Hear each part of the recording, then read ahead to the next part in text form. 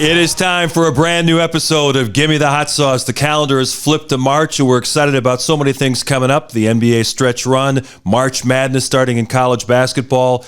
We are ready to roll, and Whispers is still eating his lunch. I don't know what's going on with you. Well, just a bag of creepy fries over here. This is thank God it's Friday noon hour taping of the Give Me the Hot Sauce podcast. And before we get into basketball, I want to ask you guys about your dinner together. You guys rendezvoused in the Miami area. Well, how'd that go, Stace?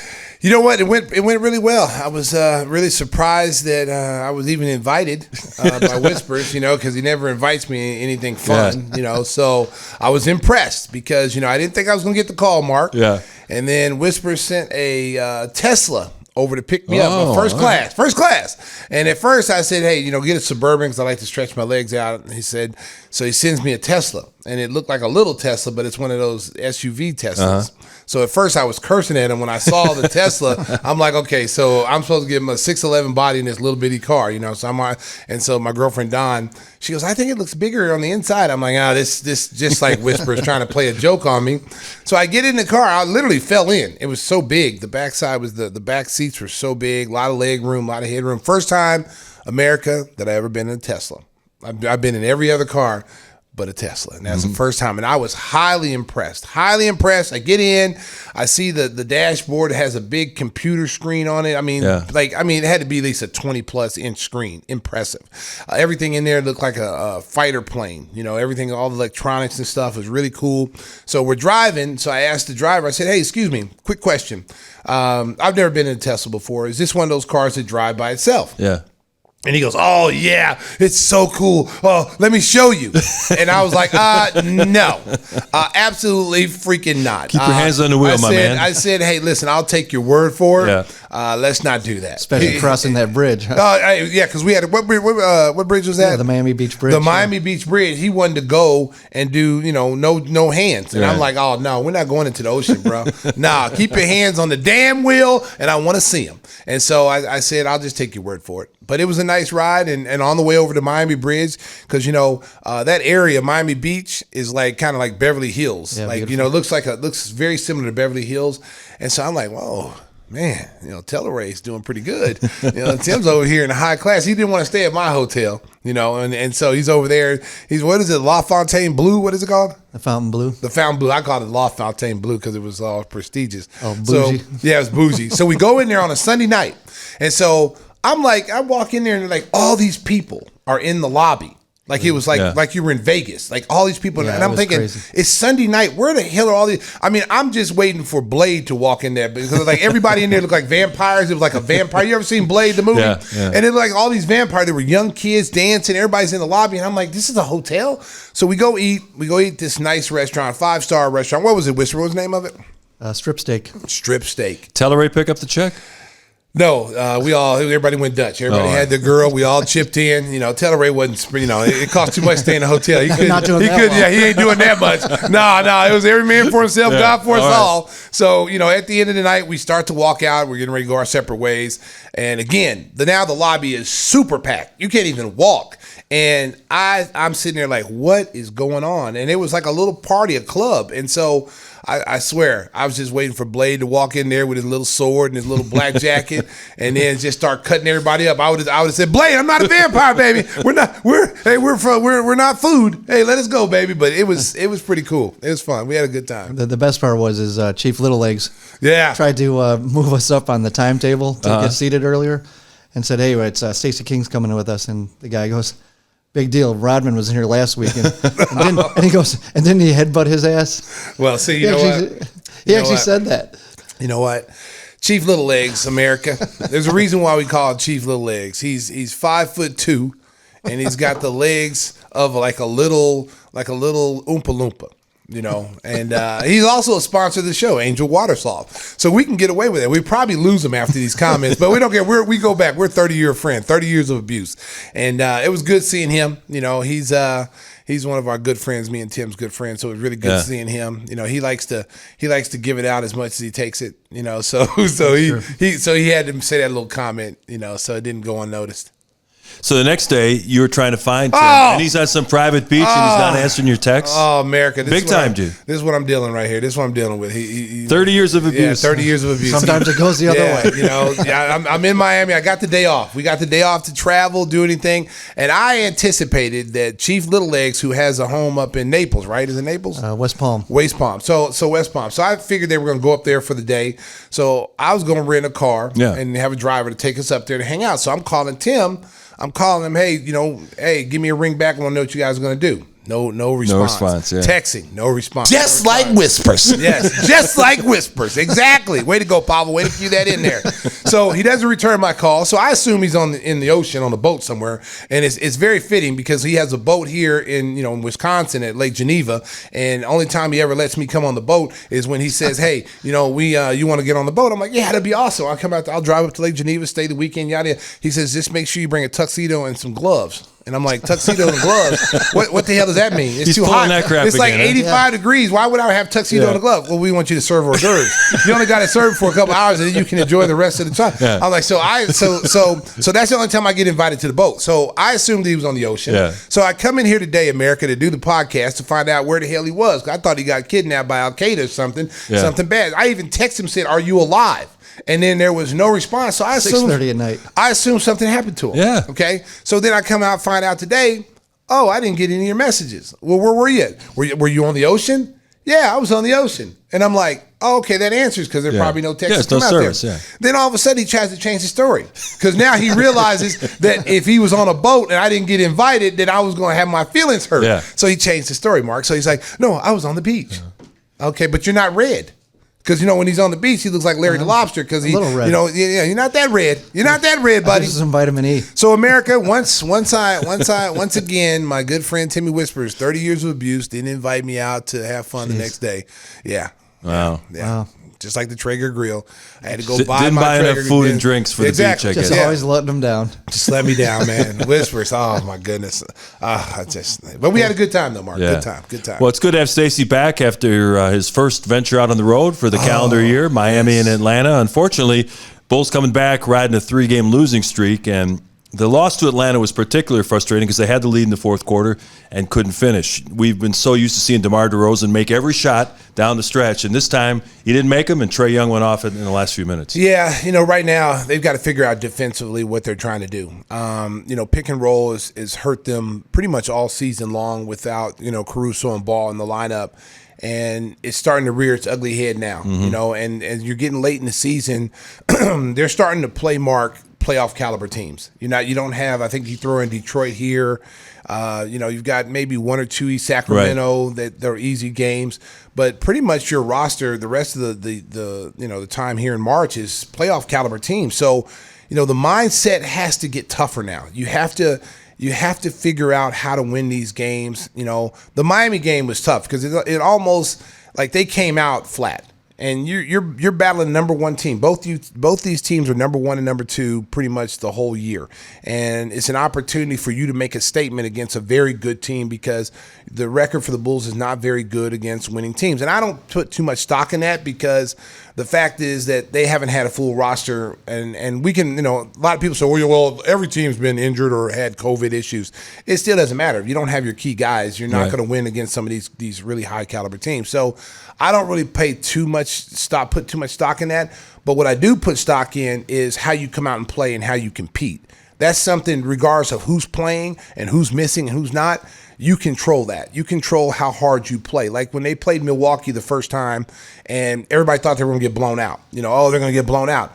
They had an opportunity to win that game. It was a very close game all the way up to the very end because they came out, they were focused, they were locked in defensively, how to stop certain people, not letting Giannis get off. And that's the kind of mental focus you have to have the rest of the season because as you saw the standings, there's only like a 4 or 5 game, window from 1 to 10. So if you go on a 3-game, 4 or 5 game losing streak, you can find yourself being in from the number 2 position in the playoffs, in a play-in situation, and you don't want to be in that situation. They're too good of a team.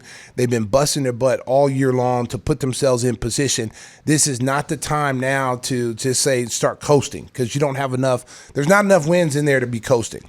Yeah, the Miami game got away early, but the other 2 games were winnable. In the Memphis game, late, they couldn't get a defensive rebound, and I think that might have been part of the reason that Billy Donovan experimented with playing Tristan Thompson and Nikola Vucevic together. What did you think of that look with the two big guys together? I liked it. I thought, in that Memphis game, I felt like, when was he going to do that? When are you going to try it? Because at the same time, the Bulls have been small since Patrick Williams has went out. They have not had, Javonte Green has played superb all season long, and I have a lot of confidence in him playing spot minutes at that position. Now, with Tristan Thompson, you can also put him at the 3 position, and now he can play that small forward position and even be more effective, I think. Rebounding is so important in this game. And when you can't come up with, long rebounds, and it can't always fall on Vooch and Tristan Thompson. The guards have to rebound as well. And this is why, Lonzo Ball is so important to this team, because it's not just that he stabilizes you offensively as the point guard, but he does so many little things. Defensively, he's a stopper. Rebounding the basketball at the point guard position. Think about how many guards on our team go in there and grab 6 or 7 rebounds. Our guards tend to take off and leak out. And so when those long rebounds come back out, there's no one to get those rebounds. So in this league, everybody's shooting threes. So when you're taking a 3-point shot, it's going to be a long rebound. If your guards are not boxing out and getting those rebounds, it doesn't always fall on the big guys. Yeah, and it seems right now that the Bulls are looking at the schedule ahead of them, and it almost seems mentally you got to get yourself up for these games. And you come out the start of the game, especially the Miami game, they came out, as you mentioned, a little bit flat. And Miami's defense with Spoelstra, they attacked every Bulls strong point. They took the ball out of DeMar's hands, and all of a sudden, Bulls had 8 turnovers in the first quarter, and they're like, well, where are we going to get our shots? And they've got to get better execution in the half court to get good looks every time down court. Well, good teams are going to take away, your strengths. And what do you think is going to happen in the playoffs? Exactly. When teams have time to prepare for you and actually have a game plan to stop certain things. Miami's a little bit different because, they've always been one of the top defensive teams over the last 20 plus years. That's since Pat Riley was there. They've always had really good defenses. They've always been able to strangle you and make you do things that make you uncomfortable. And they can switch everything with Bam playing center. They can switch everything, and that's what makes them so tough. There's some holes in their defense. They do a great job of hiding Duncan Robinson. Just like Atlanta does a good job of hiding, Trae Young. Golden State does the same thing with, Steph Curry. They have ways of hiding them. But what makes them differently is that 4 guys that are on the floor with Duncan Robinson are so good that they basically play 4 against 5. It doesn't matter where Duncan Robinson is. All you need Duncan Robinson to do, like Tibbs used to do with, Kyle Korver, is, hey, just stay in front of your man between him and the basket, and we will help you when we can help you. And that's exactly what they do with Duncan Robinson. They're able to get away with. Same thing with Tyler Hero. Tyler Hero is not a defensive stopper, but he does so many things offensively that he has to be on the floor, and they do a good job of hiding him as well. As we mentioned, this is a Thank God It's Friday edition of Give Me the Hot Sauce. We are taping from the Hustle and Flow studios. Early afternoon on Friday. Stacey's got to get downtown for the Bulls-Bucks game. Early game. It's going to be on national TV, but you want to watch the broadcast on NBC Sports Chicago to get the call from Adam, the local call from Adam and Stacey. And people are looking for some frontier justice tonight. Tristan Thompson, his post-game comments, he kind of threw down the gauntlet saying, Grayson Allen, you better watch it because we're looking for you. Well, you know what? Here's the thing about that. You don't really want to talk about that. Yeah, I know. Yeah, because then the officials are hearing that and they're seeing that, and they're going to be, they're going to be watching every single thing. The league's going to be watching it, and old school mentality, 90s, early 2000s basketball. You just didn't say anything. You just knew. You knew, when Danny Ferry, took a sucker punch at Michael Jordan in the playoff game, everyone knew that there was going to be retaliation. It didn't happen that game because they took him out of the game. But when they came to Chicago Stadium, for the next game, there was retaliation. And we didn't have to talk about it. Everybody knew, when he comes in the game, it doesn't matter, who's in the game, he's got to go down. Just like Al Davis, the quarterback must go down. Danny Ferry must go down. And when he came into the game, I knew he knew it was going to happen. He just didn't know when. And so, we kind of picked and choose when we're going to do it. And we got him. And, I was the one that got him. And I get ejected and, almost had bench clearing brawls. But the message was sent. Now, you hurt one of ours, we're going to hurt one of yours. And so it was taken care of, and we didn't have any more problems like that. What's the scene? Take down one of ours, we get two of yours. Yeah, Sean Connery. Yeah, and Untouchables. We'll put one of yours in the morning. Yeah. You bring a knife, we'll bring a gun. Yeah, and the thing you worry about though is Grayson Allen's going to have his head on a swivel tonight. There's no question about it. He's going to be looking around like, who's coming after me? But what you worry about is if this gets out of hand, and you worry about one of your guys, whether it's DeMar or Zach, getting taken out of the air, and then you've got a full-scale fight, and you got suspensions, and the standings are too bunched to be messing around with a punk like Grayson Allen. Yeah, and to be honest with you, nowadays you worry more about the fans. If I was Grayson Allen, I wouldn't have went anywhere. I'd have got DoorDash and Uber Eats or something. You wouldn't catch me out at a restaurant walking around on the streets of Chicago, especially after what he did. And I don't condone any of that. Players have to take care of themselves. My biggest thing is that when it happened, the way he acted and how he just had the smirk on his face. Yeah, that was the worst part of it. That's what bothered me. And, in this game, the mentality of players are totally different because most of these guys are friends with these guys off the court. They hang out in the summer. They go on vacations together. They work out together, and I don't ever want to be one of those old head guys like, oh, in my day, but I am going to be that guy. Because in my day, we weren't friends with anybody. Right. We looked at everybody. It was us against everybody. And when you have that mentality, if one of mine gets hurt or somebody goes at one of mine, we're coming at you. You're the ops. You're the opposition. We're coming after you. And there was no friends, And so when something like that happened in the game, it was dealt with right then and there. Unless he was escorted off and got out of the building before we could retaliate, but it was going to come back at some time. I remember we played the Pistons and during the bad boy days, and I remember Vinnie Johnson, Cliff Levingston was going to set a screen on Vinnie Johnson, and Vinnie Johnson was getting mad because, Craig Hodges or whoever was scoring on him. So the next time down the floor, when Cliff went to go set a screen, Vinnie Johnson came sliding on the floor and hit him in the uppercut right in the private parts, and we all saw it.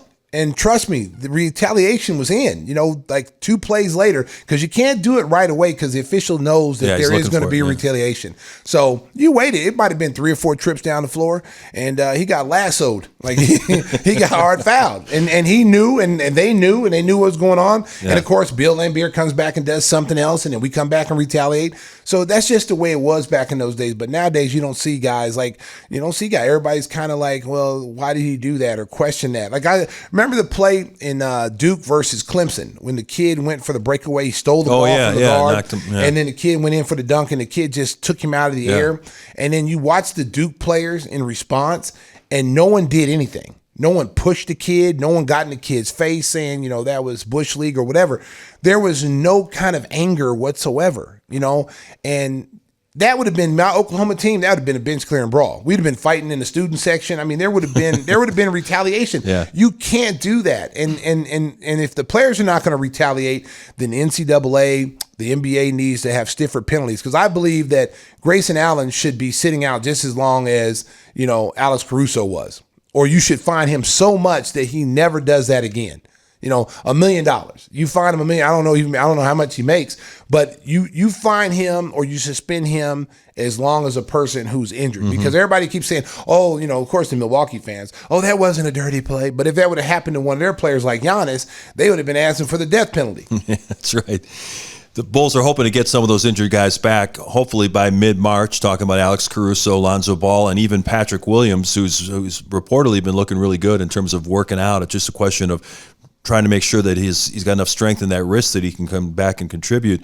When they get these guys back, I think the challenge for Billy is to come up with a rotation that works. So you can't play 11 or 12 guys. You got to settle on 8 or 9 that are going to carry the water for you in the playoffs. Well, it's going to be interesting to see because guys' roles are going to change. Guys who are being counted on now to play extended minutes, what's going to happen, what's going to happen to Io's minutes, what's going to happen to Kobe White's minutes when those 2 guards come back. Javante, too. And Javante, you can already see kind of a little bit, Javante's minutes since they got Tristan Thompson has been down because now you've got Derrick Jones Jr. that can play, and you also, you got Tristan Thompson that plays that position. I just feel like with Javante, he's too valuable not to be on the floor. and not to have him pigeon-toed just as the power forward. He's done a great job of being in that position, being the starter. But I also think that he can guard anybody on the floor, and he's a guy, and Ayo is a guy that you have to find minutes for somewhere, even if they got to play out of position. Even if you got to play 3 guards and put Ayo in there and move, Lonzo to the small forward position at 6'6". You can go with a 3-guard rotation. If you want to bring in Javonte Green, you can bring him in as a small forward with Tristan Thompson, or you want to play small ball center. You bring Tristan Thompson at the 5 and you play Javonte at the 4. But it's a good problem for Billy Donovan to have because he will have a lot of players at his disposal. It's just a matter of trying to mix and match and find out which combinations work together because you only have a short period of time to figure it out before you get into the playoffs. We got a special guest coming up. Our good friend Sarah Kustok is going to join us to talk about the Brooklyn Nets in the Eastern Conference. But before we bring her in, just a quick thought, Stacey, from you on the East right now. It is so compacted. The Celtics are the hottest team in the league. They've won 13 in their last 15 games. I think they're like 4.5 games out of first. They're right on the tails of the Bulls, and teams like the Bulls and Cleveland better watch out because if they don't keep winning, they're going to be sliding. Yeah, Cleveland's hit a little rough patch right here, and we've hit a little rough patch. But there's a couple teams you got to worry about. Philadelphia with James Harden. That's proven to be a deadly combination. Boston has been going on since probably the All-Star break. Right before the All-Star break, they hit a little win streak. Yeah. They just lost Jaylen Brown for a little bit. We don't know how long he's going to be out. He got hurt the other night. But they've been playing really, really well. Top defensive team in the league right now. And that's what wins games. If you can score, which they can, their 2 forwards can score with anybody in the league. It's the defense. You got to be able to lock teams down. If you can't lock teams down, especially at the top of the circle, because every night, every team has a guard that can go for 30 or more. Okay. And if you can't, defend that pick and roll and slow it down, you're not going to completely stop it, but at least slow it down to the point where it's not hurting you and hurting your back end defense. You're going to have a chance to win some games. Yeah, they played Memphis yesterday and beat them. And I saw Daniel Tice was in there trying to make things rough for Ja, trying to put the basket. Hey, you got to take a hard foul every now and again. I'm going to tell you something. America, that's one guy I wish we had on our team right now because he was that guy I felt last year that brought you that toughness, brought you that meanness, rim protection, hard foul a guy and send a message like you don't come in here. That's the reason why Boston went back and got him. If he wasn't that player and he didn't mean that much, because Boston hated to let him go in the first time. It was more of a contract situation. But at the end of the day, they went and got him from Houston. He was like just sitting on the bench in Houston.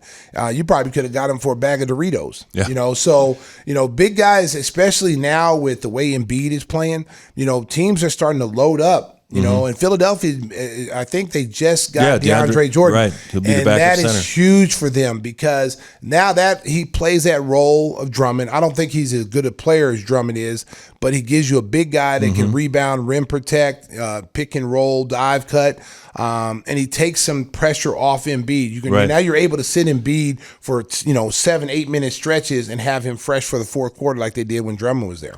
What do you make of, speaking of toughness, what do you make of what's going on with the Golden State Warriors? They're in a big skid right now. Draymond Green is out, and I don't think it's any coincidence those two things are linked. Well, I tell you what, I think now people realize, I think the people in the organization knew how important, Draymond Green was. And, Steph Curry is still Steph Curry, but Steph Curry is not super Steph. Yeah. And Clay's not super Clay without Draymond Green. So I think now outside, the fans and people who follow Golden State realize how important Draymond Green is to that team. So if he's not healthy, they're going to struggle. Bulls will see Golden State Warriors on that Western trip coming up, right? No, we're done. We're done with them. That's a good thing, probably. Yeah, it is a good thing. It's a good thing. They beat us twice this year. So they got a game against Phoenix. We got Phoenix on the road. We got Sacramento. We got Utah. Okay, well, maybe get 2 out of 3 on that. That'd be all right. Yeah, hey, listen, we got to take one game at a time. That's what I said last night. We can't look past anybody. We're not playing our best basketball right now. And, and it starts defensively. And guys have got to start holding themselves accountable, defensively, because at the end of the day, and I said this last night with Zach LaVine, there was a play last night with Zach where he locked Trae Young down. Yeah, he blocked the shot. He was engaged defensively. And it was almost like I got him. And he stayed in front of him and then blocked his shot and got the foul on Trae Young. That's the kind of focus I like to see out of Zach on every possession, because I said this last night, and Zach. I think Zach has kind of taken. I know he's not 100% right now, but I think Zach has kind of taken a couple of notches off defensively. In the beginning of the year, he was really getting after guys. He was getting over screens. He was committed defensively, and I think playing for Team USA really helped him on that. But I think he's kind of slid back into past behavior where he's not giving you that maximum effort defensively as he was doing in the beginning of the season, which is tough. Maybe it's because his knee's not 100% or whatever. But your best players, well, all three of those guys, DeMar, Vooch, they've got to set the tempo and the tone for this team. You're the best players on this team. You got to come out every single night. And, everybody wants to be the man. If you want to be the man, you got to take that responsibility to being the man. And, that's why I say when, you talk about Michael Jordan and Scottie Pippen, those guys just didn't do it offensively. Those guys came out every game defensively and did the same, put the same energy in the defense as they did offensively. And a lot of times this new generation of player, there's only a few players in this league that actually do that actually play hard on both ends. And, that's a willingness, that's a desire. You got to do that. And this team has to have their leaders step up on both ends of the floor and lead. I imagine the Bulls are going to come out with a lot of intensity in our game tonight. Friday night, they host the Bucks. We talked about the Grayson Allen thing, but just with the standings as bunched as they are, this is going to be an intense game. I'm sure one guy who's going to be watching, probably in the stands at the United Center, is our friend Howard Ankin. Chances are, if you live anywhere in Chicagoland, you've seen Howard Ankin on a bus, train, billboard, or TV commercial with a famous Chicago athlete. Howard is everywhere. So if you've been injured at work, in a car, truck, or rideshare accident, doesn't have to be in a Tesla in Miami, call Howard. He's a third-generation attorney from Chicago. His number, an easy one to remember, it's 312-6-million. That's our guy, Howard Ankin. He's a big fan of all Chicago sports teams, 312-6-million. And coming up next, it's America's sweetheart, Sarah Kustok, joins the show. Episode 68 of Gimme the Hot Sauce, rolling on a Friday afternoon.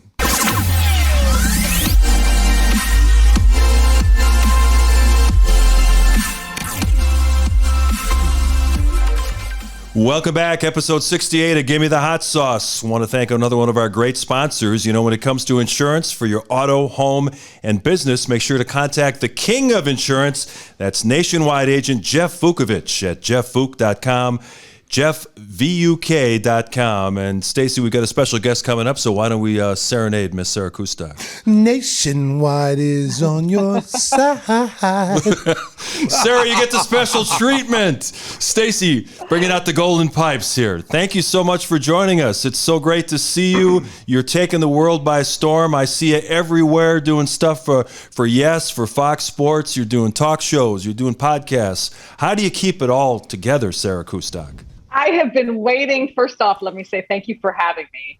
It's an honor to be on your podcast. And of all the things I do, this is the one place I have been waiting to finally come on. So thank you. Your check's in the mail, Sarah. Thank you for give me the hot sauce. Give me that. And Stacy singing. Yeah. This is too good already.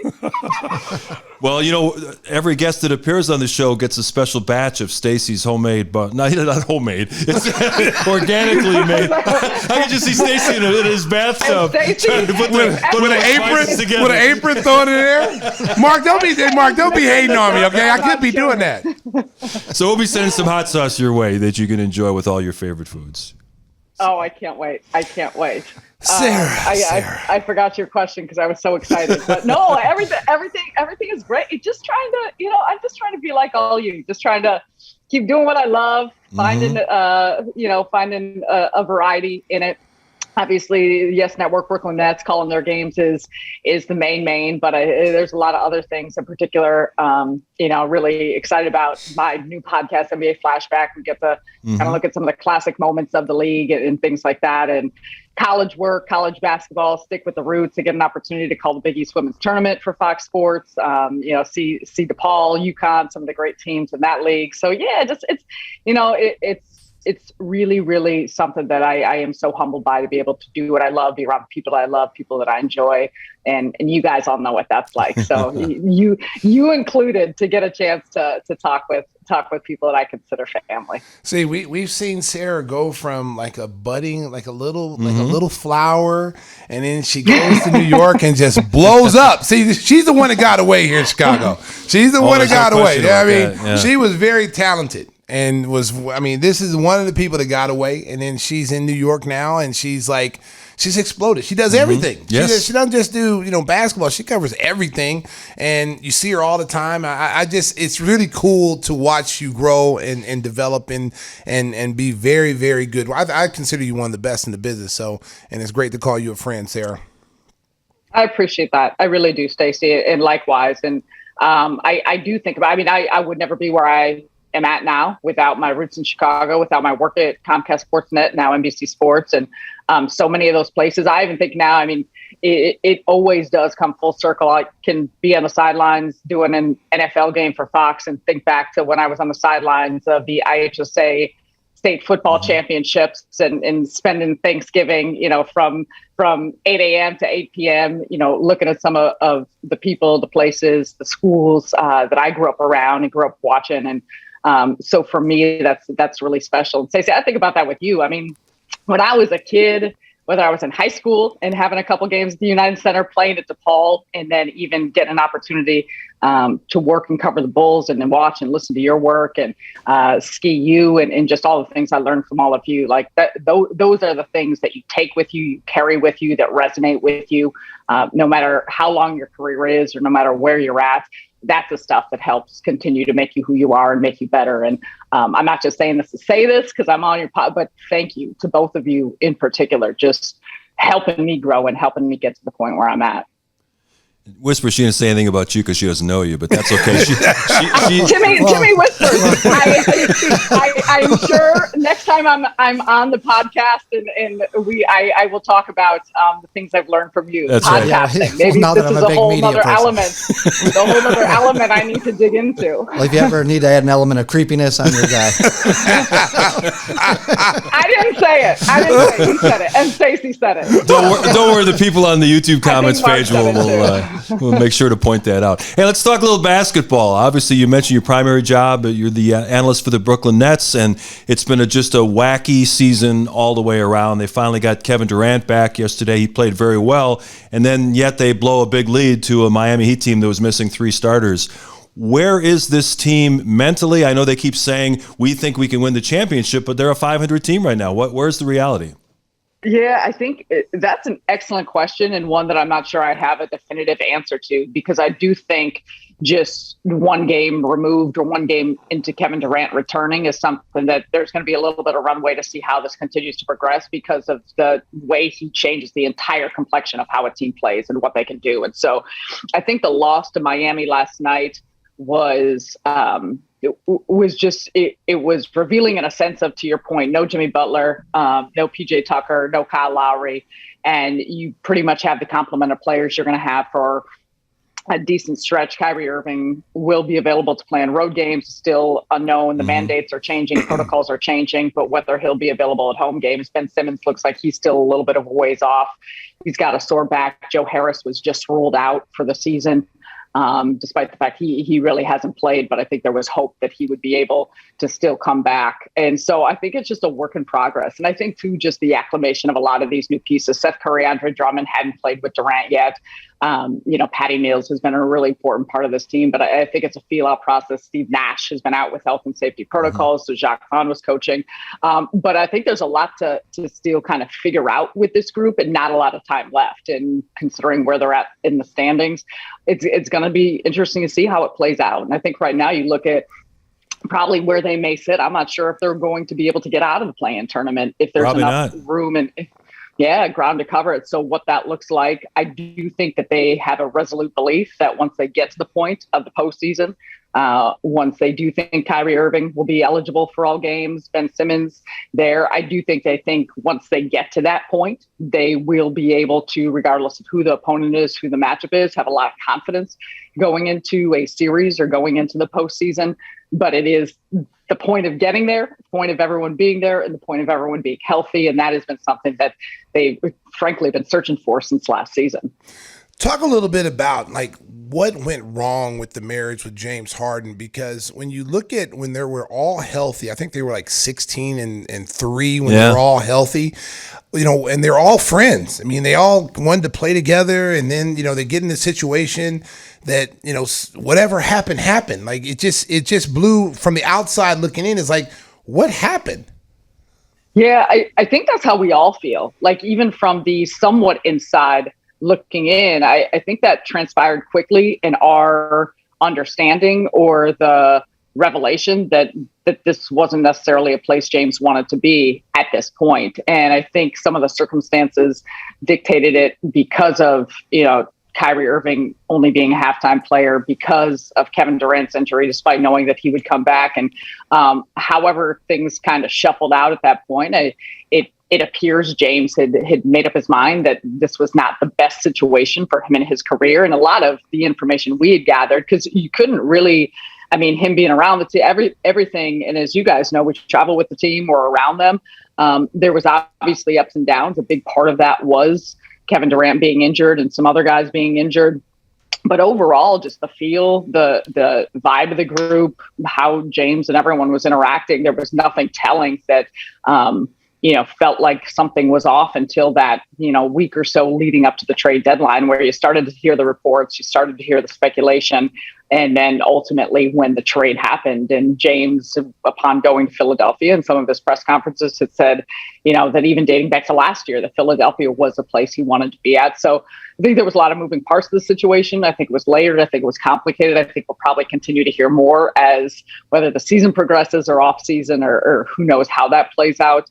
But it was something that it happened quick, even being around the team. It's something that happened quickly. I think it caught a lot of people off guard.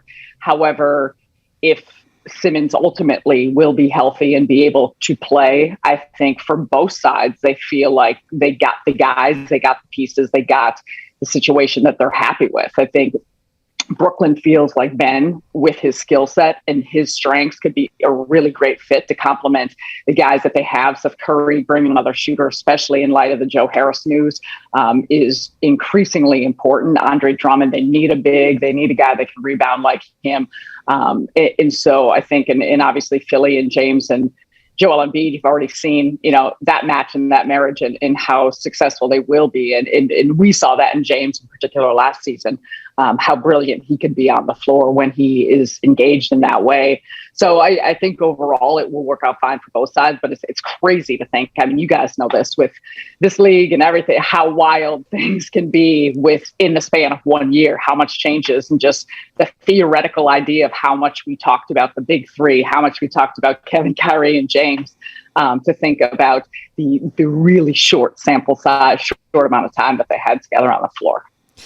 Speaking of complicated, that leads us directly to Kyrie Irving. And I know people around the country are wondering what is up with this man. When you hear him speak, he's obviously very intelligent, very well spoken. And yet the positions he takes, I don't know if the whole flat earth thing was a joke or whatever, but, the non-vax thing where he's just adamantly opposed to getting the shot. I know that there's all kinds of different ways you can look at that, but it seems like if you want to be a teammate, you want to do whatever you can to make yourself available for all the games so that you can help your team reach their ultimate goal. I know in this COVID era, you don't get a chance to talk to guys one-on-one as much as we used to, but what is your whole take on Kyrie Irving? Is some of this an act that he puts out in the public or, the media, or is he really that strongly anti-vax to the point that he would rather miss all these games and let the rest of the team be damned? Yeah, I think, Mark, I have not had conversations with him about this. We're obviously around him. Everyone's around the team. And the one thing I will say is that he has always shown a tremendous amount of respect, kindness, for all of us, and a regard for us being around the team, what we do, everything on that side. To me, it's come to a point where you just step back. It is not these are the thoughts he has, the genuine feel he has, his opinions on things. And he very much feels that this, whether it's anti-vaccination, whether it's just him having the right to make decisions for himself. I think there's the gray area of, as we all have lived through this and probably talked about it enough, public choices with personal choices with a public pandemic. You're thinking about personal choices, but this also affects the public. And I think there's a mix between how people view that or see that. And when it comes to Kyrie, though, I think he has just been very, held his ground with how he feels, what he wants, the choices he's going to make and doesn't want to make.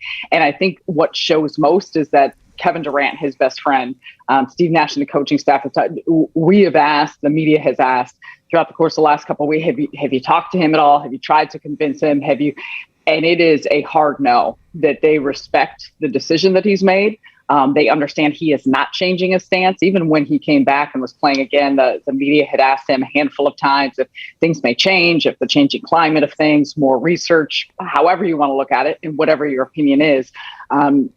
And he was very forthright in saying that this was the decision that he made for himself and it would not change. And so I don't think from his perspective, he views this, for so many people that say being there for your team and showing up for your team, he looks at this as bigger than basketball. And he thinks about his family and the decisions he wants to make for that. And so that's a long way of saying that at some point, the jobs we do, what we do, you got to understand that everyone's going to have a difference in how they view things, how they approach things. And for our role, it's to report or talk or, go over, call games, do things in the manner of who's available, who's out there. And it's gotten to a point where this has been a long conversation. I mean, we have been talking about this in regards to Kyrie Irving since preseason training camp and when these mandates were put into place in New York. And it's been a constant, month by month, week by week thing. And even now to this point, I never thought I would be watching so many of Mayor Eric Adams' press conferences, waking up in the morning and talk, it's like the things that we're talking about now, the things you're focused on now,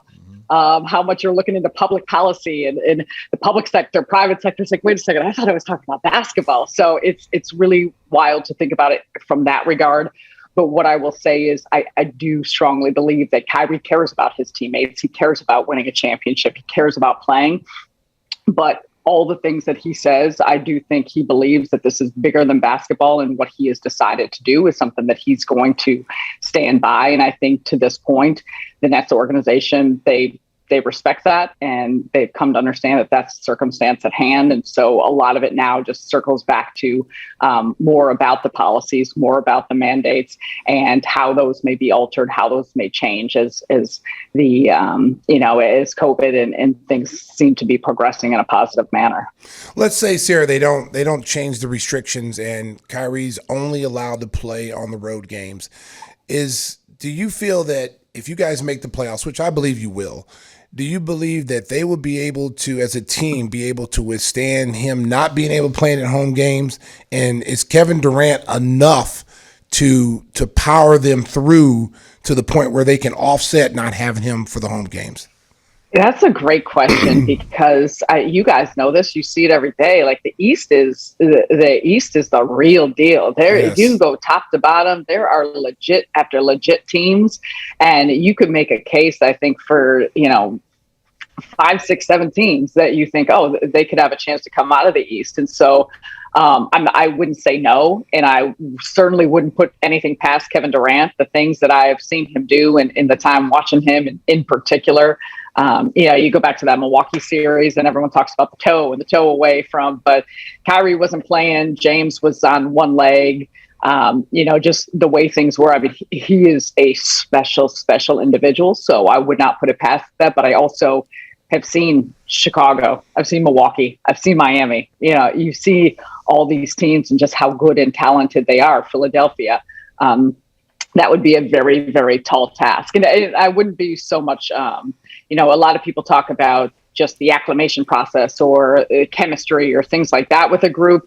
And I think to some capacity, Kevin and Kyrie are so used to each other. These guys, there's a lot of highly intelligent players that just understand the concepts of how they play on both sides of the ball. And it's less about that. It's just more about not having that type of talent on the floor for half of your games or all of the home games. And so they said it'd be a very tall task. And I would say even with him playing, it's a tall task in the East against any of these teams, because I think you really have a monster of a conference with how it looks. And I can't remember the last time in the East, like you had this many teams that were this strong and had this high of a potential, to come out of the East. What do you think about what the Bulls are doing this year? The United Center is buzzing again. Big game coming up tonight with Grayson Allen and the public enemy number one coming in to play the Bulls. It's fun to see the United Center have that kind of energy again. I know that you probably don't get a chance to see as many games as you would like, but what's your impression being a native Chicago area person? You better believe I listen to Adam and Stacey any chance I get, because it makes me feel like home just hearing their voices and laughing along with them and all the good stuff. But I love it. I absolutely love it. I mean, I've talked to you guys about this. The Chicago 1, the People 2, and the United Center. Like the United Center, I feel like I lived at, Mark, you know this, for how many years, and it feels like home. And so that energy to hear people talk about it, and not just what's happening there, and you guys hear this, I'm sure, but those around the league, like me talking to people around the league, and I think there's always a recognition of where I came from and my still love for Chicago, and just the excitement and the type of players too.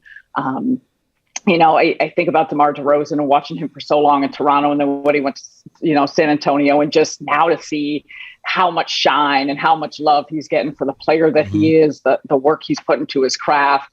Of course, Zach, I mean, you can go down the list of all these different individuals, but the confluation of this roster and what AK has done and all of them. I was really excited with the new hires in the front office, with Billy Donovan, and with a lot of these players. But now to continue to see how it's flourished and thrived, and the juice behind what people think of Chicago Bulls basketball, that to me is what it's all about, because that's exactly what you want to see in the league. And so for the building to be back in that manner, for the team to be back in that manner, for them to have that type of prominence in the league once again, I think it's incredible, and it makes me really excited. Talk a little bit about, the one thing I'm really liking to see is that the game now is allowing women to, be in prominent positions, as broadcasters, as announcers. I know you follow this. You're a trendsetter, in my opinion. Talk about the influx of talent that's starting to come into the NBA. I mean, we got our friend Lisa Byington now, who's the play-by-play announcer for the Bucks. I mean, it's really cool to see that the NBA is opening the doors and allowing women to do things that men can do. Yeah, and Stacey, I think the amazing thing about that, and the cool thing, just having covered the league now for so long, and me see the progress. Like what I was, I've been in my role now. This is my 5th season, but the couple seasons prior to that, when I was filling in the analyst role because of a scheduling quirk, I was telling someone the story. I did an interview on NBA TV, and there was a press release, and it was a big deal that a female was calling a game. And now fast forward, I love the fact that it's really normal. And whether it's in a full-time role or someone, jumping in the studio, or you see it across the board with the league, so many different teams. The list is so long of women, not just in the broadcast role, but you think about the front office, performance teams, coaching staffs. The list goes on of that. And I remember when I was traveling, I would more often than not be the only female on the plane or with the team. And now that's in every aspect of teams and of the organization. It is a regularity to see females in different roles that more often than not, we always saw men. And I think the NBA is so progressive, in what they look to do to push the envelope and really opening things up, adding diversity, adding equality, how they're looking to actively make that a part of what the league looks like. And so I'm appreciative of it. I'm proud of it. I think there's still a lot of room and a lot of ways to go. But a lot of that too, I think, comes down for as much as we as women help, to support each other, lift each other up, give advice, whatever. Like it's also one, it's the men, and a lot of men that are making those hirings and decisions, and two, those that are accepted. Like I look at you, I look at Ski, I look at so many others that are so willing to help and so willing to help make us better. And I appreciate that. And to me, that's the great sign of how this league will thrive and how it will continue to flourish and how women will have these opportunities when everyone is really accepting and willing to give that type of advice or encouragement or support or whatever it may be. And I think it's really great. And I really commend the NBA on that, because they have made an active effort to make that happen. Yeah, and I saw on social media you guys were posing with your Emmy Awards. Very well-deserved honor. Ian Eagle, one of the indefatigable, I think is the word. He's everywhere. Talk about calling numerous sports, and probably one of the most talented play-by-play guys in the business. And I know from watching your work together and some of the things you've said on social media, just a great guy as well. Yeah, incredible person. And to me, that's what matters most. You have someone who cares so much about their job and about the preparation, and he's flying from one place to another, one sport to another, from NFL, NBA, college basketball, you name it. Yet every single game is like the only game that he has in the week. The way he prepares, the way he cares, how he approaches it. One of the best human beings. Speaking of me listening to Adam and to Stacey and how they do, Stacey, you guys do such an amazing job of balancing the information, the insight, but also the entertainment. And I think for all of us viewers or those listening, like, there's nothing better when there's a tremendous balance of being able to be informed, but also be entertained. And I think Ian is so good at that. And we have so much fun. And that's, to me, that's why I appreciate being around the game and being around sports more than anything, being around people that you really care about. And he's certainly one of those. Talk a little bit about the transition from not just doing sports. I mean, not just being a sideline reporter, but also being coach. Now you're hosting things on like Fox. Like, you're like the main person leading the discussion, which is pretty cool. So how scary was that going from? Because we all like to put as many things on our resume as possible, to try to be well versed in everything. And that's one thing I've noticed on your growth. You are pushing the envelope, doing different things, going to different sports, talking about different things. And I think that's been really cool, watching your growth and development.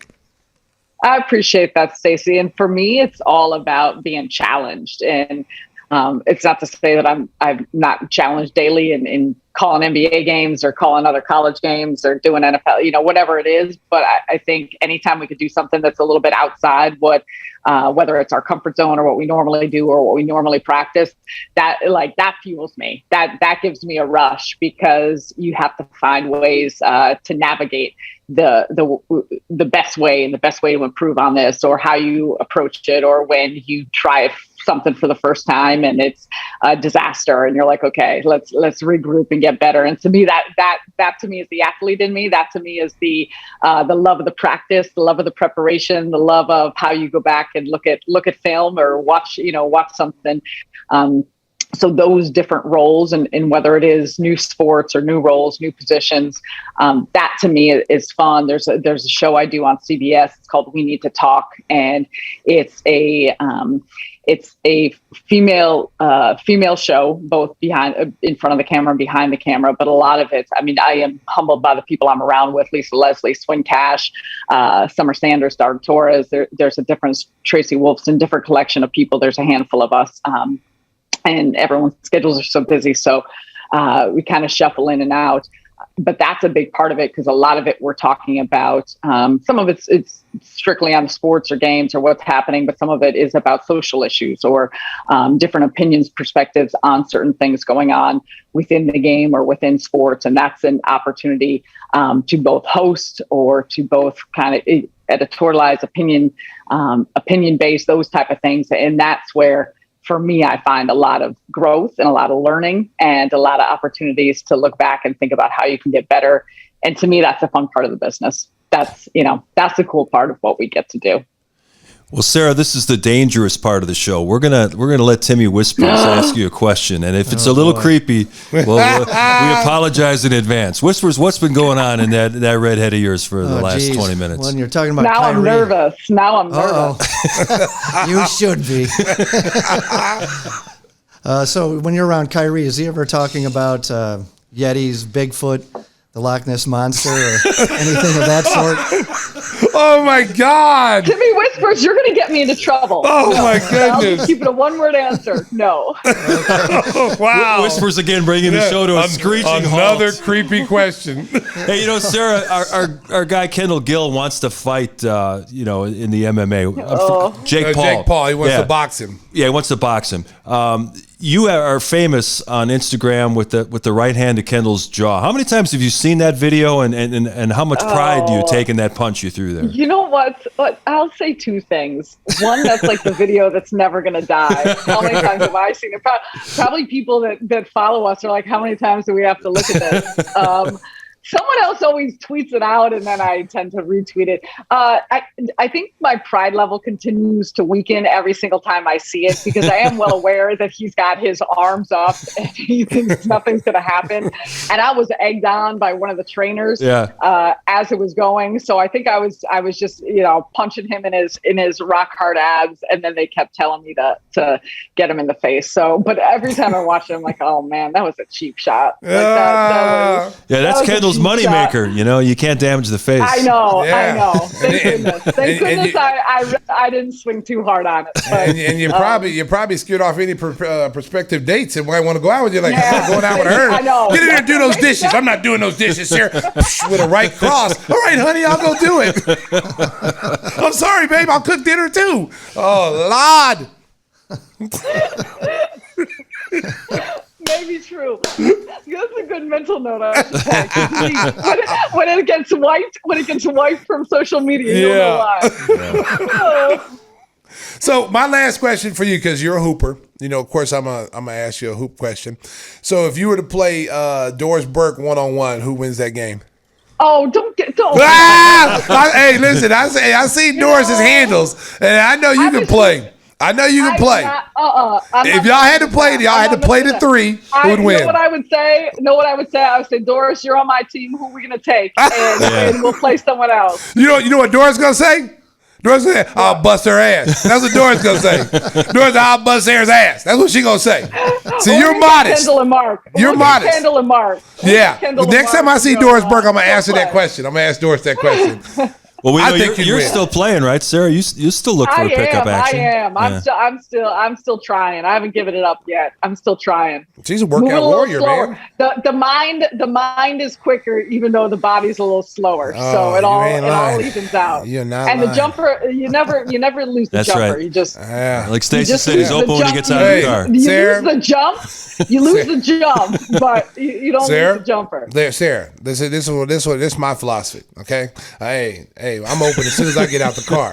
So as soon as you see me put it in park and get out the car, give me the ball. I'm shooting it from right there. Okay, because like you said, the mind keeps thinking that you're young. The mind is telling the body, we can do this. We can do this. And so when the mind calls down to the body saying, we're getting ready to go, we're ready to go dunk this ball right now. Body, you ready? The body never answers the call. The body. You still dunk? On a Nerf hoop? You still dunk? On a Nerf hoop? If you lower it down to 8 feet, girl, I can do any kind of dunk you want. You see Marcus Johnson dunk the other day? Hey, listen. 67 You know what? or whatever Listen, it was? you know what? That goal was low. I thought I was thinking the same thing. Man. Yeah. That was like a child goal. Come on, man. He's 67 years old. No, and I like Marcus. Marcus, my man. Yeah. He ain't dunking no 6-7 years old. I saw Shaq was having a hard time dunking. He's 7-1. Yeah. Who else I saw the other day tried to dunk, and they was like, man, I got to stop this. There's a certain point where your body just says no. And I think Dr. J quit that too. Yeah. Your mind says you can do it. Your mind will tell you can do anything. That's the strongest thing that we possess as human is our mind. But the body, like, man, that was over 10 years ago, bro. You better go sit down. No. But Sarah's she's a warrior though. She's running all the time. I see the little videos running in New York. She got, she's doing I'm all not that. giving up yet. No, I'm not giving up yet. You're still young. That's because Kendall Kendall has me doing that 60-40. You still doing that? He yells at me. Yeah, yeah. I'm not in the cycle now. He's re-racking a cycle. So I think in about a month or so we're starting again. Oh, that's awesome. Yeah. That's I'm awesome. trying. Hey, well, listen. is it though? You're only old as you feel. I'm not trying to fight Jake Paul or anything like that. No. You're just trying to stay. You're trying to stay two to- steps ahead of Father Time. That's all it is. That's all it is. Hey, just because you're old doesn't mean you're cold. Just because there's snow on the mountaintops, to Sarah. live by Just by because Stacey King. there's snow on the mountaintops, Sarah. Remember this. Doesn't mean there's not a fire in the furnace. That's something whispers might say. I don't know. Yeah. That's my mama told me that. Lois King used to tell me that all the time. I was like, Mom, I don't really want to hear that. That sounds kind of freaky, Mom. I don't want to hear It does. that. I'm not doing that one. Exactly. I'm not gonna repeat that. Well, Sarah, it's so great to catch up with you. I tell people all the time, you are my favorite person I've ever worked with in this crazy business. And it's always so wonderful to see your smiling face. We're so happy for all your success. Yes. And who knows, maybe we'll see a Nets-Bulls playoff series and we could get to see you on a regular basis for a couple of weeks. Let's First hope round, so. hopefully. Let's hope so. Hopefully. The great Hey, Sarah there's a Kustok chance. joining us. Hot sauce coming your way, so Yes. enjoy that. And we're also giving you the award for the best backdrop on a Zoom session. Yes. That is nice. The Oh. flowers, just lovely. That's the Yes. Yeah. Yes. Perfect. That just is like perfect. you.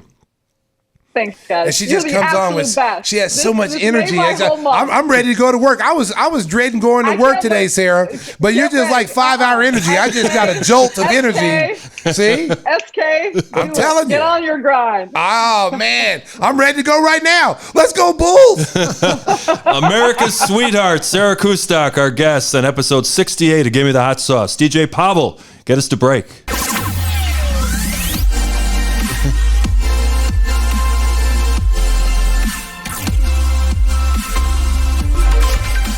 Man, if looks could kill, it looks Pavel's Let me tell getting you something. Stacey right now. Let me It's tell you just- something, America. Somebody's getting ready to get throat punched. Okay, it's not going to be Mark, and it's not going to be Tim.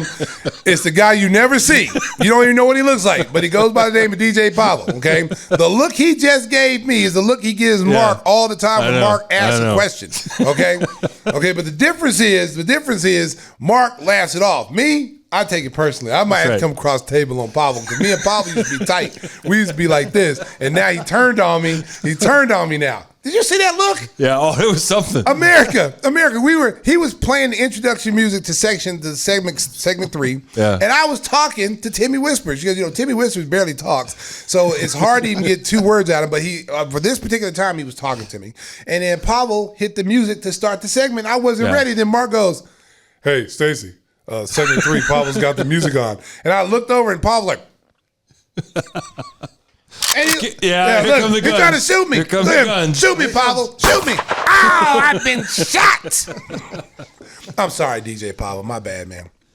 Oh, I'm come back. on now. I'm back. We got the train back on the trace. We got back on Well, the track. since we're trying to do things correctly, why don't you read the hot sauce thing? Oh, America. Because we told Sarah she's got some hot sauce coming her way. So Yes. tell her what she Our- can look forward to. Sarah, let me tell you what you want.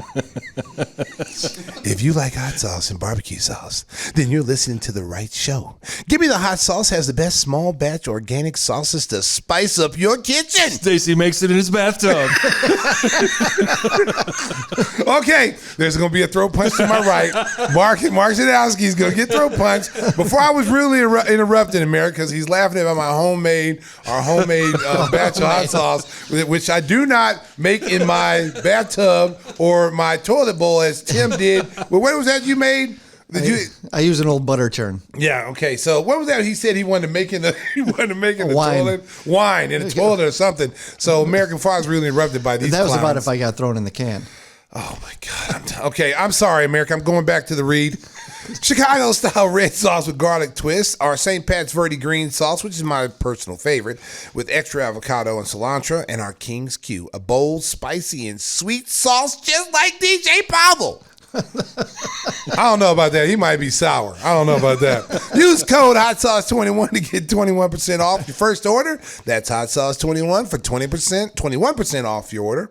That's GIMME, thehotsauce.com. And we have t-shirts and mugs and other swag too. And I didn't add that line. Timmy Whispers put that in. He's Yeah. also the commercial Way writer. to read it. I didn't want to read in America, but I'm just like Ron Burgundy. I read what's on the prompter. And we're doing some work on the website. It's going to be a brand new look coming up. Yes, America, we've kind of it's like a fish in a small pond. We are outgrowing the pond, and we are moving in with the big fish, baby. Because we're your favorite podcasters. If you haven't noticed, we're one of the top podcast shows out there, and it's all because of you, our loyal listeners. We would not be in this position if it wasn't for our loyal listeners. So make sure to check out what's going to be a brand new webpage, GimmeTheHotSauce.com. We're going to remodel our YouTube page as well. Ooh. Make sure to like, share, and subscribe. Right, Pavel? Yeah, absolutely. Pavel's smiling again. He's happy. He's happy now. He's happy. Hey, a big event coming up in college basketball on Saturday. It'll be the final home game at Cameron Indoor Stadium for Mike Krzyzewski, and fittingly, they're going to host the North Carolina Tar Heels, which has been one of the great rivalries in sports over the years. I tell you what, I heard those tickets are almost $6,000. Yeah. Wow, that's a small impressive. gym. It's a very small gym, but $6,000 is Coach K's last game. 50,000 now. What? No. Yeah, they're saying that the range online, if you go look, someone's selling a pair. Well, you get to sit in Coach K's lap for 50 exactly. grand? Yeah, you're in his coat jacket pocket or whatever. What are you doing? Yeah. That's Chief Little Legs. He can fit. But, there's no way in the world. I'll just watch it on TV. Yeah. But, hey, ends a storied career. One of the best coaches, college basketball coaches of all time. I give Coach K credit because he had plenty of chances to jump to the NBA. Yeah. And I felt like he would do pretty well at the NBA level. But he stayed loyal to Duke. And you know what? And you won't see another coach like him. Those guys, Dean Smith, Coach K, Lefty Gazelle, those guys, man, Bobby Crimmins, the ACC used to have some really, really good coaches. Was it Holland in Virginia, Terry Holland in Virginia? They had some really, really good coaches. So there's not too many of those left now. Most coaches don't stick around a program for 25 years now. They jump to the highest bidder. I know that you were close to going to Maryland. Was Duke on your list at all? No, they were the bottom of the ACC at that time. I think that was Coach K's first season there, and they weren't Duke. The ACC wasn't back then. It was North Carolina was the top dog. Maryland, Wake Forest were the top three teams in the ACC. So had Duke been up there with them, I might have went to Duke just because of just of that college atmosphere. I got a chance to play at Duke as a freshman and playing down at the Cameron Indoor Stadium. And I tell you what, man, that was a rocking place. That was the year they went to the Final Four. And they lost to Purvis Ellison in Louisville. Yeah. So and the fans are right on top of you. Yeah. It's kind of very similar. It's very similar to Stillwater, Oklahoma, where Oklahoma State plays. Really small gym, probably get about maybe 8,000 people in there, but the student body is right on the floor. Literally, they can pull the hair on your leg. They're that close. In Oklahoma State, they did that. No, yeah, that is. Oklahoma State used to do that all the time. Thurman Thomas, the Hall of Fame running back from the Buffalo Bills, when he was at Oklahoma State and we'd come in there to play, he was part of that student section. They'd be doing all kind of crazy stuff, and they would be actually pulling the hair on your legs. That's why I always shave my legs. Well, speaking of that leads us to a popular topic here on Give Me the Hot Sauce: man code violations. And you said, "Oh yes, I had a story. Man code violations. We very we haven't been visiting this very often in America, but occasionally we have good stories. I had a friend who went to a movie. It was like an afternoon movie." Is he wearing a trench coat? Yeah, no. That's uncalled for. And I'm not going to release his name because I don't want to embarrass him. Right. But because I know I don't go to afternoon movies right. unless I'm with somebody. Okay. Well, he's there by himself, which is kind of weird. But he was there by himself, and so he was watching a matinee. There was probably maybe 5 people in the theater. Yeah. So open seats everywhere. Open seats everywhere. All of a sudden, guy comes in, sits right next to him. Now, there's got to be at least 100 seats open. Yeah. Guy sits right next to him. So, no, that ain't right. So I asked my friend, I said, really? Did you know the guy? No, never seen him before in my life. I saw him when I walked in. He was, getting popcorn. And I said, well, did you have popcorn? He said, no. I said, well, you could have just shared his popcorn. so it worked out for you. And he's like, shut up, King. That's terrible. He goes, so the guy sits next to me. And I go, so what did you do? Did you ask him to move? Did you move? He goes, I'm not moving. I was there first. He needed to move. So I go, what did you do? He said, I just turned and stared at him for like 10 minutes. Like, dude, what are you doing here? Like, get up and move. And I said, well, did he get the message when you looked at him that, you didn't want him to sit there? He goes, no. He just kept eating his popcorn and just smiling at me. So I go, he was smiling at you. I'm like, wow, okay. That's America. That's a man code violation, okay? Yeah, because no question. I mean, listen, especially when there's seats open. If you're going to a movie theater and it's all crowded, I've been in a situation like that where I've gone into a movie theater, I want to see a movie, and there's no seats there, and so you have to sit next to your friend. Well, I didn't sit next to my friend. I just say, man, we'll come back another day when the movie's not so crowded, because I can't have you sit next to me reaching over my leg for popcorn. Yeah. So my friend gets up, and instead of him telling the guy to move, he just got frustrated and got up and moved. And he said people were looking at the 5 people that were in there, thought they were a couple. So he was just so he got up and left. And then, so he moves to 3 rows in front or whatever. And he was so angry about it, because it's like, why did I have to move? And I said, we have this thing we call on our show man code violation. And that definitely was a man code violation. That would have sent off alarms if I would have been there. Whoop, whoop, whoop, man code violation. I said, and he had the popcorn, right? He says, yeah, he had the popcorn. I said, and you didn't have any popcorn. He said, no, I had some Mike and Ike's or something. I said, well, you could have shared your Mike and Ike's with him. He could have gave you the popcorn. All you had to do. He said, do you know how weird that would have looked if I'd have reached over into his popcorn? So I can only imagine what it would have looked like, America, and you can too. Buddies for life. Oh, man. Man code violation. So, Whispers, you still put a man code card in every order of hot sauce, right? Every box. We got to live by the code. Yes. Exactly. Yes. Everybody likes that too. Yeah. Live your life correctly. Yeah. Everybody's like that. Mike Brown, our guest a couple of episodes ago, he wanted me to tell you thank you for sending out the hot sauce to him. He appreciated it. He loved it. He's a card carrying member. Oh yeah. He had the man code thing. He thought it was funny. So it was good. Tim does a good job of getting the guest their hot sauce bottles. Way to go, Whispers, coming through in the clutch. Yes. We do. Hey, a big UFC fight card coming up this week. Yes, Jorge Masvidal and Kobe Chaos Covington. It's going to be. They used to be best friends, right? Yeah. And now they're mortal enemies, and it's going to be an exciting show. I like Masvidal. I like him, but I don't know if he can beat Covington. Covington is just go the usual bet. You want to bet? $1. $1? No. I'll take Kobe. How you gonna take Kobe? I just said I like Kobe in the fight. You just said Masvidal. No, I said I like Masvidal, but I don't think he's gonna beat Kobe Covington. You never let me finish. Oh, I'm sorry. So you Go just ahead. jumped right in. It's your show. So thank you very much. I'm glad you recognize that. Oh my goodness. So it's going to be a good fight. The undercard's not going to be as good. They lost a couple of fights, got canceled. RDA was supposed to fight somebody, and then his guy got hurt or something. So it's going to be a bunch of. UFC is good anyway. Even if they don't have the headliners, there's always good fights. Somebody's getting knocked out or, getting tapped out. So it's always good to watch. But it's always good when they have those. The card's $74. Okay, so when you pay $74, you want to get some entertainment. You want to get some entertainment. You want the best fighters fighting, and UFC has been really good at that. But this fight, they only have one headliner, and $74. My kids are coming over. Of course, yeah. So if my kids didn't come over, I probably wouldn't get the fight. But yeah, they we're coming over. I think it figures. I'll only see you when there's UFC fights. Yeah, you see Masvidal. He says I don't like Covington. Yeah. Or Ben Askren. Just threw him under the bus. Yeah. It's personal. It's personal between those two. If you listen to the interviews and stuff, they were on Stephen A. Smith on ESPN. And I mean, it was a cursing tirade. And Covington is one of those guys that, he's a very good fighter. He fights at a high pace. The problem, he's going to have, that Masvidal's going to have, is Masvidal's coming in is personal. And Covington he has an act. He wants to get under your skin. He wants you to be so mad at him that you forget the game plan, that you come out and completely, and he tried that with Usman and it didn't work because Usman could play the game right along with him and destroyed him twice. So, but it looks like it might work with Masvidal. Masvidal is really it's like Masvidal is so mad, like he really wants to kill the guy. Right. Not just beat him, like literally kill him. And he's even said that I want to put him in ICU. His family can't recognize it. I'm like, whoa, dude.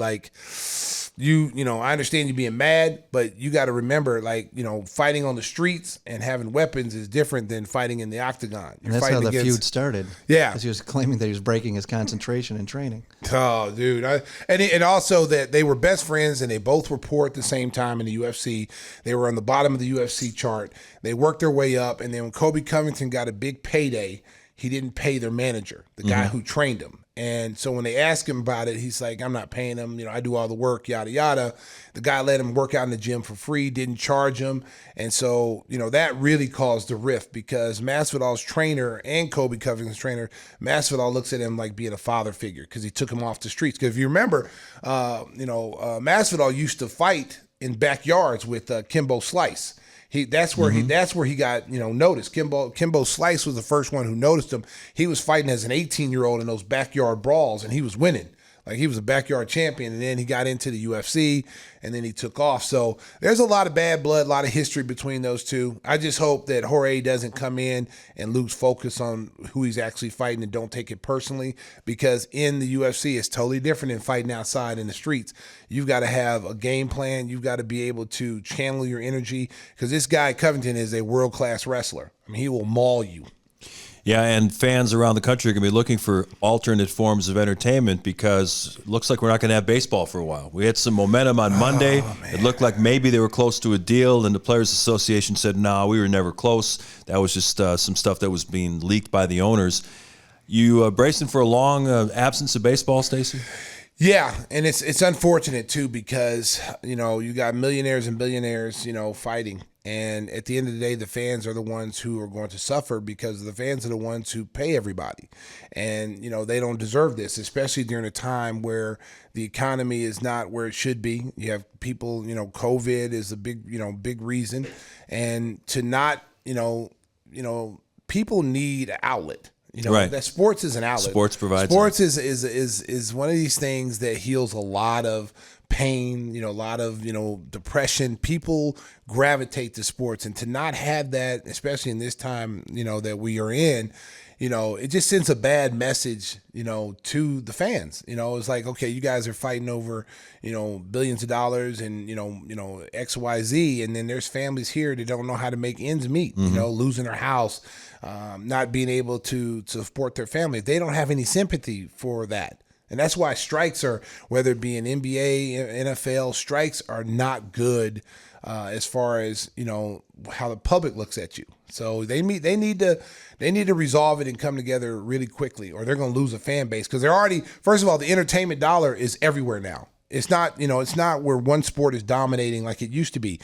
People now, can't afford to go to every single sporting event. So they now are selective of where they go. And so, in the summer, where people like to go to the ballpark, who like to be out in the sun, it's beautiful outside, people want to get out there. Now you're taking that away from them. And now, they're going to find other outlets to go. They're going to say, hey, you know what? Let's just go, let's go out to the park. Let's go to a soccer game. And now that entertainment dollar is going somewhere else. Right, so it's going to be interesting to see how this develops. The Major League Baseball negotiator and the union negotiator met privately in New York on Thursday. Reportedly, no real progress was made. So the first two series of the regular season already have been canceled, and more to come if they can't get together in a room and figure something out. Hey, it's been a lot of fun here on episode 68 of Give Me the Hot Sauce. I want to thank our special guest, America's sweetheart, Sarah Kustok. I want to thank our guy, Timmy Whispers, for contributing as he always does. With nothing. Oh, geez. 30 years of abuse. And Stacey, you want to thank your friends at Windy City Limo for getting out of here? Oh, man. Let me tell you something. Windy City, they came through for me last night. We got in late last night, like 1 o'clock, 1:30, and my man Mike was right there waiting for me. Just like they always do. They're always there on time, and this is why I'm coming to you. Windy City Limousine provides championship service. Believe me, they do. Making a reservation is so easy, it's a slam dunk. Like Zach LaVine. Let Windy City break the full court pressure of traffic and get you to your destination in style and on time, like Lonzo Ball. Contact us at 866-94-WINDY. Again, that's 866-94-WINDY. And tell them Stacey sent you. I can't promise you'll get a discount, but just saying my name will get you a hello. Hello. It's a big promise there by Stacey King. And if you're listening to the podcast after Friday night, wasn't it great that way they knocked Grayson Allen on his ass? That was fantastic. Hey, listen, if you see me out there, with a mask on and see some guy running out there looking Throw like I'll be like the Hamburglar. I'll be out there with a Hamburglar suit on, run out there, and he's going in for a layup. I take him down and I run out of the arena, knowing they'll be chasing me. I'll be running out of the arena. I'll just start throwing off the outfit, boom, boom, boom. Tom Cruise in Mission Impossible. That's right. I might have a Jim Boylan mask on, and then they catch me, they hold me, like Scooby Doo. They catch me, and then they pull the mask off. It's like, oh my God, it's Stacey. Bookstars. Oh my God, it's Stacey King. He was Jim Boylan. Yeah, I thought I could get away with it. Boots to asses, punching the clock. Punch the clock. I want to punch Grayson Allen. Forget the clock. I want to punch Grayson Allen. Hey, listen, fans. Hey, listen, Bulls fans, Bulls Nation. Just get out there and boo the kid every time he touches the ball. Don't take matters into your own hands. He's already shook. He's not going to do crap. Yeah. Just scream loud every time he touches the ball and cheer your team on to win. Listen, at the end of the day, it's still basketball. You don't want to do anything. You never want to see anybody get hurt or anything like that. So just go out there and have a good time. Boo his ass every time he touches the ball. Boo him when he comes in the game. Boo him when there's a timeout. Boo him every single damn time you see him. That's what I want you to do tonight, Bulls Nation. Yeah, make sure you watch the broadcast on NBC Sports Chicago. Forget the national guys. I'm booing him. If you hear me on TV go, boo, you know that I'm booing Grayson Allen. I've been known to do it, America. All right, so that's going to wrap it up for episode 68 of Give Me the Hot Sauce. DJ Pavel, you ready to roll? Yes, he is. Oh, drive home safely, Chicago. Beep, beep.